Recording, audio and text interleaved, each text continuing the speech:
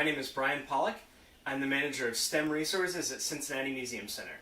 We're teaming up with some researchers from Kent State University, COSI, and La Soup, a local nonprofit food rescue based here in Cincinnati, to bring you some food science videos. I'm in my kitchen today, and I've got a really simple recipe for you. Today we're going to be making French toast. I love French toast because it's really simple and it's really quick. It doesn't require any special tools or techniques, and the ingredients are really common. In fact, you probably have them on hand already.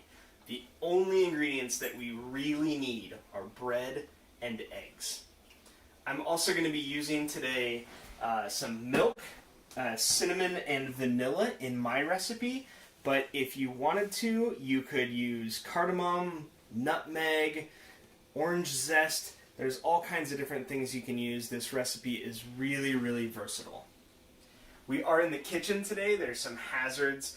In this case, we have a hot stove, so we need to make sure that we're careful in the kitchen and the hot stove. So make sure you're always checking with an adult before we do any cooking. I've already washed my hands, and so I am ready to go. We're going to see how quick this comes together.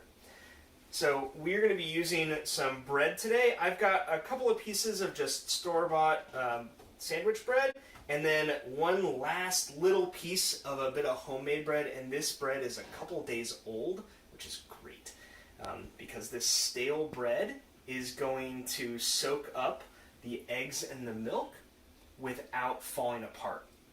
The French name for this dish is pain perdu, which means lost bread, which refers to using old stale bread, which is perfect for this recipe. All right, so we'll go ahead and get started here. I'm just going to grab 2 eggs and crack them into my dish here.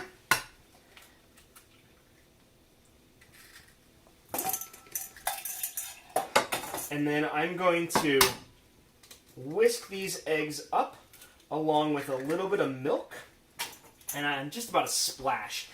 Anywhere in the neighborhood of a couple tablespoons to maybe up to a 1/4 cup is good. I'm not really going to measure. You don't really need to measure much in this recipe because it's really, really forgiving, just as long as you got a light touch. Don't go crazy. And then we'll get some cinnamon, and I've got a brand new cinnamon that I've got to open up here. And I'm only going to use, I don't know, around a tablespoon or so. Sorry, that's a lot. A teaspoon or so of cinnamon, and maybe a 1/2 teaspoon of vanilla. And again, I'm not going to bother to measure. I'm just going to sort of shake it in there. And a splash of vanilla. Perfect. And then I'm going to whisk this together. You could use a whisk, but a fork works really well for this too. So I'm just going to break up those egg yolks and incorporate it in with the whites, and then try to mix all of it together with the milk and all of those spices. We want it to be close to uniform, but it doesn't have to be perfect. All this is going to soak into the bread and give us the structure of our French toast. Now when you crack those eggs, you can see the egg has 2 different parts. It has the yolk and it has the white. And the yolk and the white both have a lot of proteins in them, and those proteins can act a little bit differently. So you'll see some recipes that'll call only for egg yolk, and some recipes that'll call only for egg white, and some recipes that will call for whole eggs because of how differently those 2 ingredients act. All right, so everything's whisked together in there, and I'm just going to lay my bread down into the dish here to soak up that mixture. And it's going to soak into the bread a little bit. I've got my griddle already started over there. It's on a medium heat. And I'm going to grab some spray here for it too. You want to be careful when you're spraying a pan with a non-stick spray because of the flame. So to be safe, I'm actually going to turn it off first and give it a little bit of a spray. There we go. And I'll turn the flame back on here. And now I'm going to flip my bread over and spread out the egg. We are working with raw egg. So we're going to make sure that we clean everything that is touched the raw egg, because raw egg is a really good place for bacteria to grow. So we want to make sure that we don't give a big place for bacteria to grow on our countertops. So we will clean those, and I'm going to clean my pan before I touch any of my I'm going to clean my hands before I touch any of my clean utensils, so that I don't transfer that raw egg to any of my other dishes. All right, so the bread is soaked in. I'm just going to squeeze off any little bit that's on here and then carry it over. I'm actually going to try to transfer some of that to the back sides of these guys. So it soaks in all the way through on both sides. There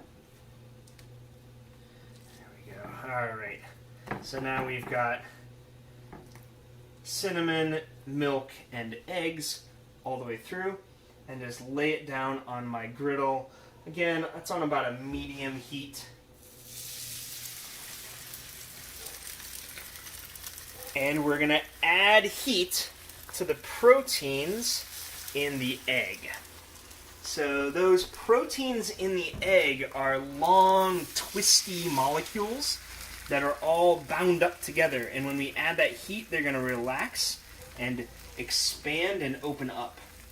And when that happens, they're going to run into other protein molecules that are in the eggs, and they're going to do something called cross-linking. And cross-linking is when those proteins get close to each other, and they attach to each other through something called hydrogen bonds. And they go from being a liquid, like they were inside the egg, to becoming something more solid. And so that's what gives our French toast its sort of spongy, firm texture. That's the heating that's doing that. Can you think of any other foods that turn from liquid into solid when we cook them? Alright, I'm washing up because I had raw egg on my hands, and I want to make sure that I clean up my hands before I come back over my food. Alright, that's good. And so now I'm going to come back over here because I can already smell these cook pretty quick. And so I'm going to go ahead and flip my toast here. And look at that. We have some color on there. So it was pretty light in color, and it has turned into sort of a golden brown. So we're going to flip it as soon as we get some of that golden brown color on there. What causes food to turn from a light color into a brown color when it's heating? Alright. You can also see the texture has changed. That may be a little hard for you to see on the video.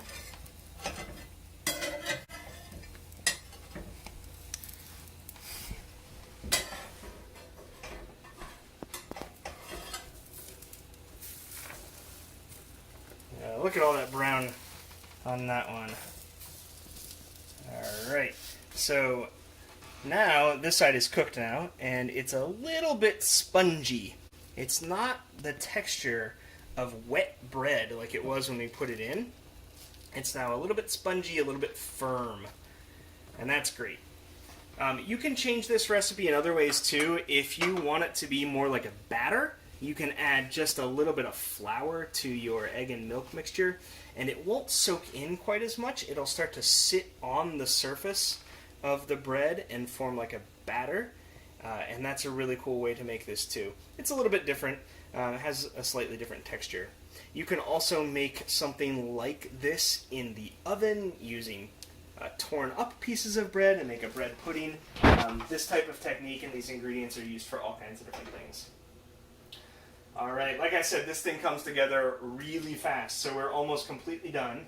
While we're waiting for that to finish,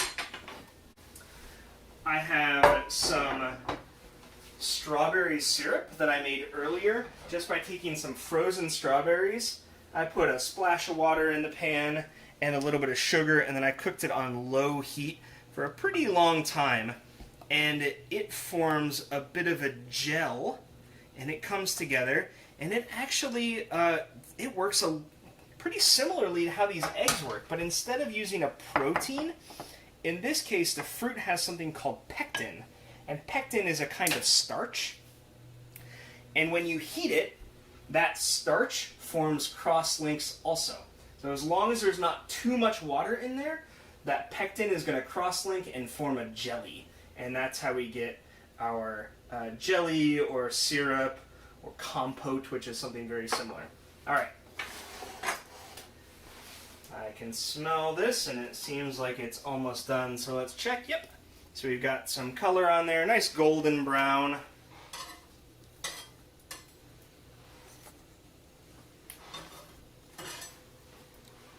Beautiful. And my one piece of homemade bread there. And I'm all done. All right. So I've got breakfast for dinner tonight. I've got my lovely French toast. I'll probably make some eggs or something. I got a nice balanced breakfast. Thank you guys so much for cooking with me today. Again, my name is Brian, and I'm really looking forward to seeing you back in the museum when we have a chance to reopen. As a nonprofit institution, Cincinnati Museum Center relies on revenue that we get from our ticket sales, and right now, because we're closed, that revenue is just not possible. So if you have the means, and if you could help us out, we'd really appreciate it. If you could donate, check the link in the description. I'm Brian. Thanks again. Bye-bye.